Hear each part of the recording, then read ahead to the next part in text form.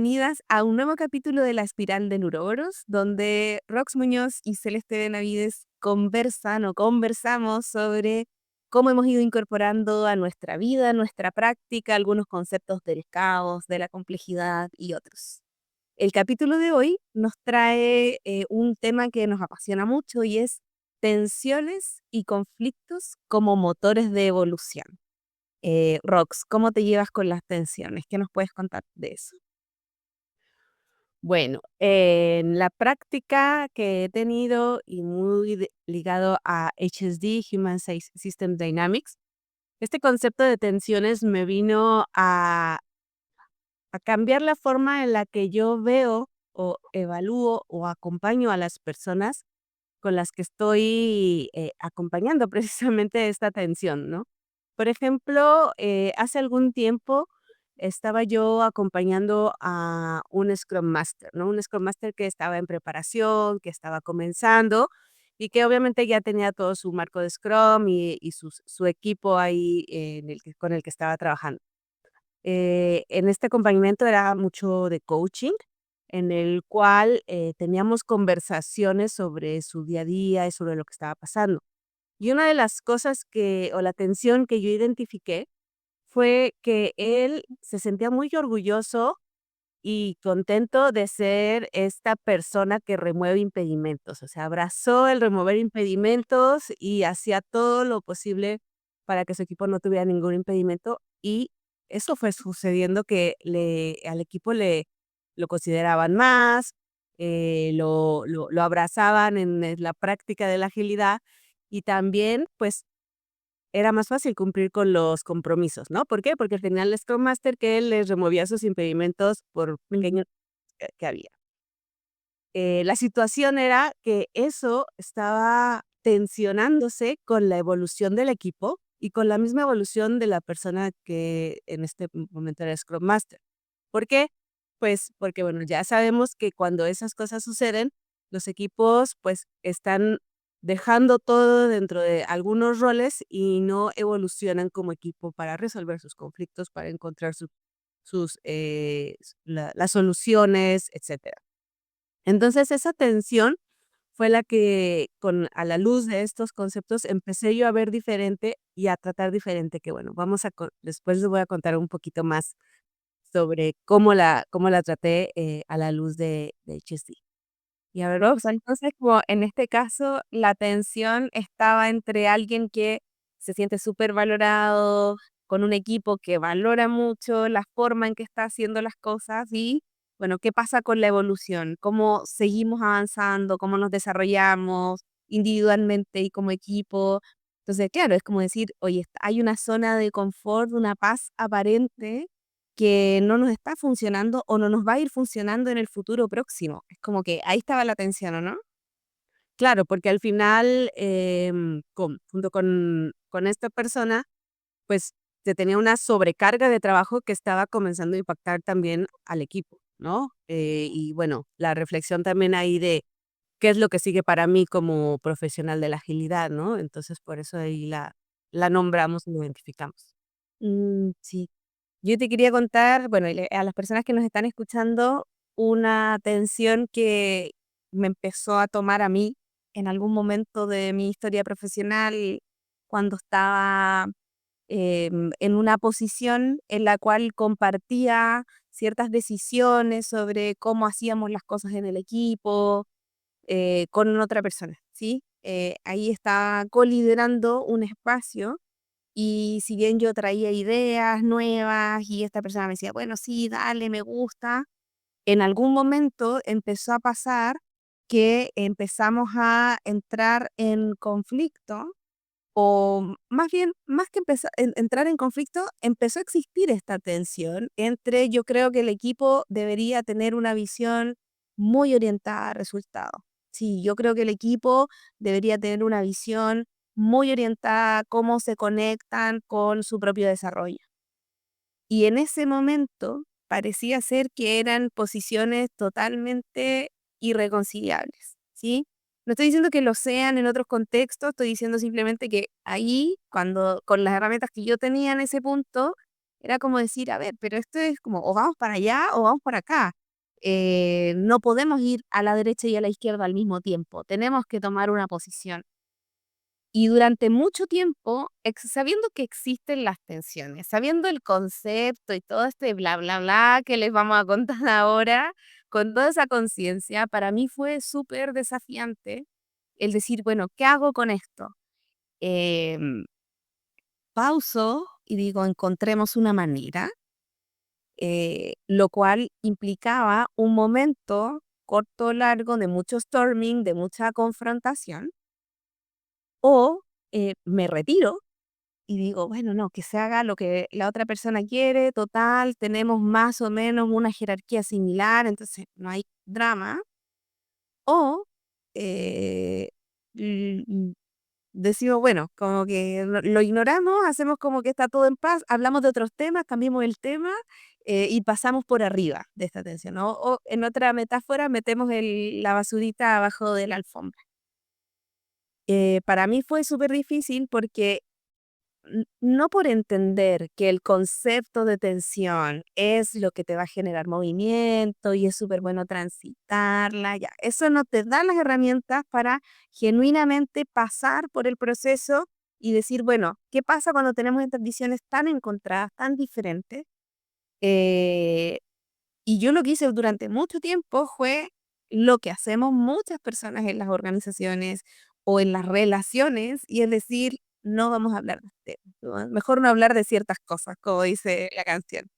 Entonces, lo que hacemos es ignorar estas tensiones, es decir, bueno, es un conflicto, un problema, una decisión, y no desaparecen. Y ahí hemos conversado muchas veces con Rox de este tema y realmente me gustaría que ella traiga esta reflexión porque no desaparecen, pero tenemos de repente la ilusión de que la estamos gestionando. ¿Cómo es, Rox?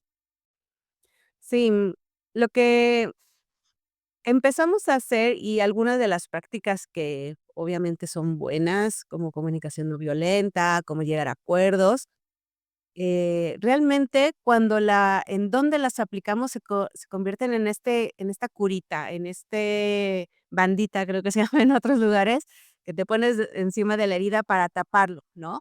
¿Por qué? Porque lo que realmente ocurre es que más allá de generar acuerdos, de negociar, eh, llegamos a un momento en el que no atacamos el patrón que realmente genera esa tensión, que entonces entendemos que esta tensión no es nada más sentirnos así duros, o no dormir, o estar así como que cualquier cosa nos asusta, ¿no? O nos brinca, sino que una tensión en la relación, una tensión en relación a cómo encontramos juntos otros caminos, ¿no? Desde dónde vemos las cosas, qué es lo que cómo lo hacemos para que realmente no sea, sí, llegamos a un acuerdo o hacemos lo que tú quieres, como decías, ¿no? Sino que cómo construimos algo en base a lo que estamos identificando, pero, pues, yendo bien al punto de la atención. Sí, ¿sabes qué? Me quiero quedar, como muy practicando lo que predicamos, pero me quiero quedar un poco más en el tema de la atención misma y qué es lo que nos pasa. Porque a veces decimos, bueno, hay tensiones que empiezan a emerger en el sistema que se introdujo alguna condición nueva, alguien cambió de opinión, llegó alguien a otro puesto y empezamos a buscar resolver la consecuencia de esa tensión. Entonces, por ejemplo, vamos a decir, tenemos un CEO que es full orientado a resultados y dice, bueno, ¿dónde están los indicadores? Me encanta este programa de cultura que me están trayendo, pero me da lo mismo lo lindo que se vea o lo inspirador que sea, ¿dónde está el número? ¿Dónde está la métrica que me va a decir, reportarle al directorio que esto nos está haciendo ganar más dinero? Y hay otro lado, otras personas que también son stakeholders importantes que dicen, no, pero es que para influenciar la cultura tenemos que tomarnos tiempo, esto no tiene métricas. Y cuando decimos con Rox esto de no atacamos la atención o no trabajamos sobre la atención, sino que atacamos la consecuencia, es decir, bueno, en esta situación donde un líder requiere métricas y hay otras personas del equipo que requieren una intervención más profunda o sienten la necesidad de una intervención más profunda, lo que hacemos es tomar la intervención profunda y meterle, inventarle un diagnóstico, enchufarle una encuesta, inventarle números, poner esto que nos dijeron en un gráfico para que parezca más de data real y empezamos a hacer estos Frankenstein que no le sirven a nadie. O sea, eh, eso es atacar la consecuencia. Yo quiero la métrica. ¿Qué sería atacar la atención genuinamente? Es entender por qué esta persona en puesto de liderazgo necesita ese indicador, entender por qué estas otras personas dicen se requiere una intervención, una conversación, una mejora, eh, y con ese comprender de los dos lados, simplemente lo que estamos haciendo es ver la tensión. Pero finalmente decir, bueno, existe este disenso, que no le estamos haciendo sacando el cuerpo, sino estamos enfrentándolo.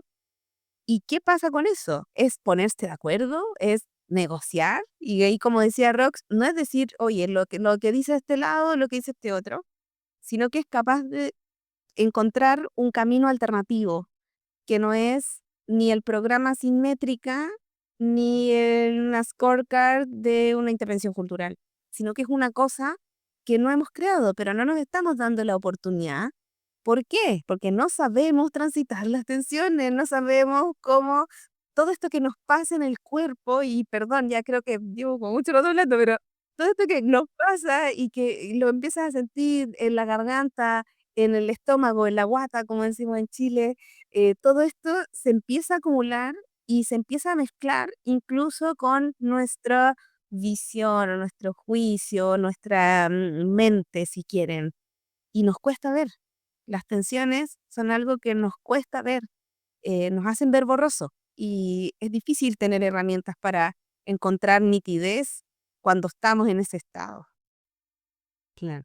Y esta parte de nombrar la tensión hace que la veamos más clara, que la acotemos a algo y que vayamos, entendiendo cómo, resolver esta tensión o que la tensión se transforme en alguna otra cosa, ¿no? O sea, a lo mejor y como estamos en estos entornos complejos, al resolver este caso que estabas poniendo de vamos a dar métricas del cambio cultural y nos invitamos a encuestas y todo esto, a lo mejor eso cuando lo resolvamos va a surgir otra, pero lo bueno o lo que a mí me apasiona de ir entendiendo cómo vamos resolviendo las tensiones es que nos sentimos seguros, seguras de que esa otra tensión también la vamos a poder navegar, también la vamos a poder entender, ¿no? Y ahí es donde ya van surgiendo los cambios reales, ¿no? No solamente en una capa superficial, por así decirlo. Y como nosotros, ahí me pregunto qué hemos hecho, a ver, conversemos un poquito. ¿Qué herramientas o cómo, además de nombrar esta tensión, empezamos a transformar esta resistencia en energía, ¿no? Porque la tensión, ya sabemos, son 2 pares que están entre ellos moviéndose y no se sueltan, pero cómo, eso lo empezamos a vivir de una manera diferente. A ver, ¿qué has hecho tú, Cel? Cuéntame.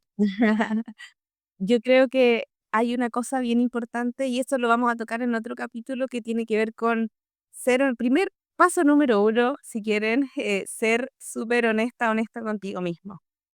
Em, Quiero transitar esta tensión, me interesa, vale lo suficiente la pena, vale el hecho de que tengamos, no sé si 100, pero un montón de conversaciones de baja velocidad para ponernos de acuerdo, para conectar, para, bueno, ¿qué tanto vale la pena? Yo creo que esa es la primer cosa que hay que analizar y ser muy consciente, porque transitar una tensión a veces va a ser algo chiquitito en una organización y otras veces va a requerir un montón de esfuerzo y energía en tomar ese acuerdo.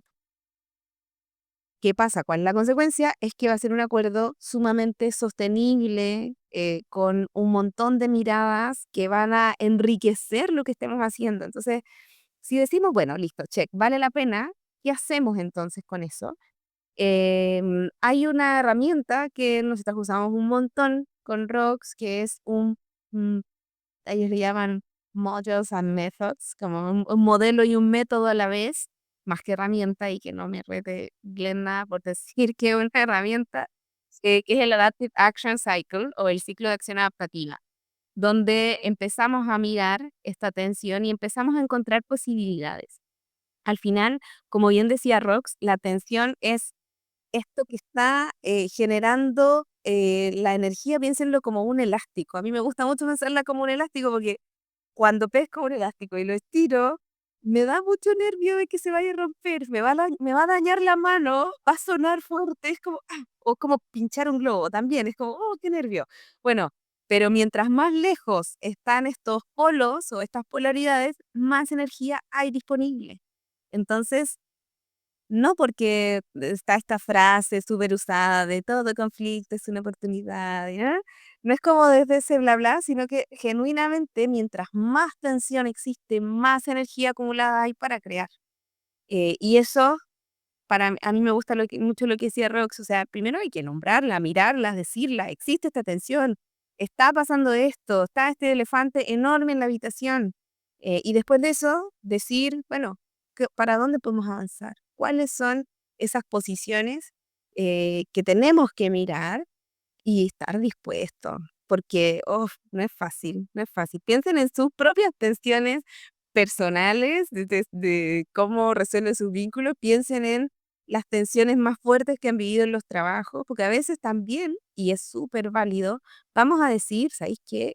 Esto no es para mí. Esto no es para mí, renuncio, trabajo, no sé, como me cambio, pido un cambio de área a lo mejor, porque quizá, y es válido también verlo, pero tiene que ver con una conciencia plena del disenso como parte crucial de navegar una tensión. No nos podemos hacer los locos, eso va a seguir creciendo. Ujú. Creo que también hay algo que tiene mucho que ver con la conciencia a lo interior, lo que nosotros somos, que es el ser conscientes precisamente de cómo nuestros valores y juicios en esa situación o hacia las personas estamos metiéndolos a esta licuadora, como que lo están influyendo, ¿no? Para tratar de verlo, eh, precisamente qué es lo que nos funciona para seguir adelante, ¿no? Que es, que lo que queremos es resolverlo, no que yo gane, ¿no? O sea, no que yo o que se haga lo que yo estaba queriendo decir. Porque, por ejemplo, en este caso del Scrum Master que yo les contaba, la que metió en la conversación la evolución del equipo fui yo, ¿no? Ahí entró mis juicios o lo que yo creo que debe ser la evolución de un equipo, que no sé qué.